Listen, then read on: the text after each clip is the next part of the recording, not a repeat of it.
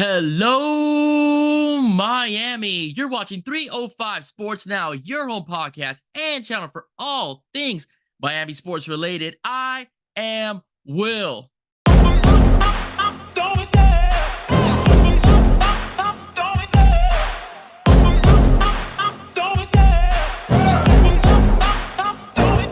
I love the chase and the hunt, and I set the pace when I'm running. I always take what I want and I always give it 100. Don't need a bank, no, I'm funded. Play the game like it's nothing. I'm always thankful for something. Don't take for granted, stay humble. Now wake up!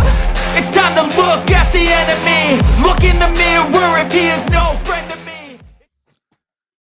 Hey, what's up, everyone? Good afternoon. And it was official. Yesterday was day one of Canes spring football over at Green Tree over in Coral Gables. And from what I heard, a lot of things were very impressive. I'm going to break down from what I heard. I'm also going to break down who I'm excited to see emerge as one of the top guys for this year's, upcoming season. So I do have to say that the one guy that was much talked about was the gentleman known as Cam Ward.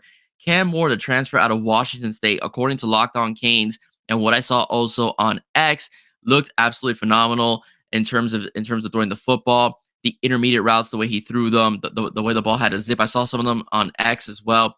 A beautiful deep ball, accurate throw to Jacoby George was absolutely lovely and sick. It was just nice to see him deliver that ball. He's been throwing with the receivers throughout the offseason, so it was nice to see that he had some synergy with them as well as a spring ball. I know it's just the first day of spring.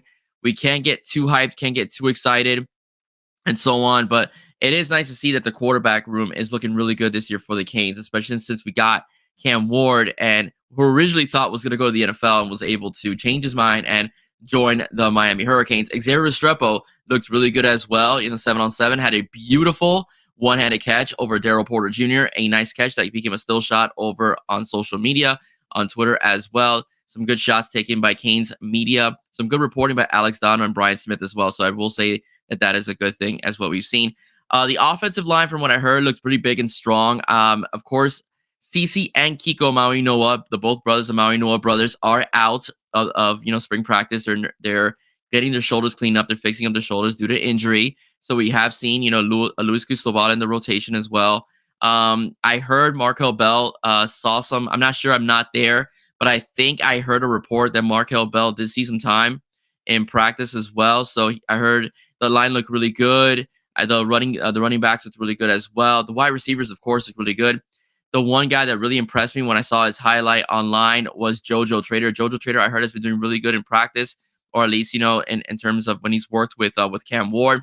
His route running and his smoothness in the way he catches the football, this kid is going to be the Mark Fletcher of this upcoming year. Like Mark Fletcher last year started slow and they brought him into the rotation. Then towards like the middle of the season and the end, he kind of took over as RB1. I do think that JoJo Trader is going to see a lot of time this year as a wide receiver. I know that you have Zay Horton and they love Zay Horton. I know you have Jacoby George. I know you have Xavier Restrepo. But if you want to do like a 4 wide out set or even throwing a 5 wide out set, you're going to see a lot of JoJo Trader. I think JoJo Trader is going to find his way onto the field. He was a very talented. I've done stories on him here on 305 Sports Now. He's a very talented player. The one reason why he doesn't get a lot of the attention is because he had Jeremiah Smith on the other side of the boundary this last season for Shaman Amadana. But JoJo Trader is absolutely sick, and he's going to literally turn heads this year as a true freshman. So I'm really excited to see him as well. So again, I'm excited. Now for the excited guys, I'm hoping to see Chris Whitley Humphrey, the Hellcat. I'm dying to see how he does over in practice during spring practice. I'm dying to see Trevante Citizen as well in the offense. I want to see that guy finally tote the rock, and I want to hear how he's doing in practice as well. The utilization of the tight ends has been something that was talked about. That wasn't used much last year. I hope this year we get to see the tight ends being used. I heard Elijah Arroyo looked really good in day one of practice as well. So I'm really excited to see that. I'm excited about our quarterback room. I have to talk about all these guys. I'm really excited about it. Last year, it looked like we were struggling with depth in the quarterback room.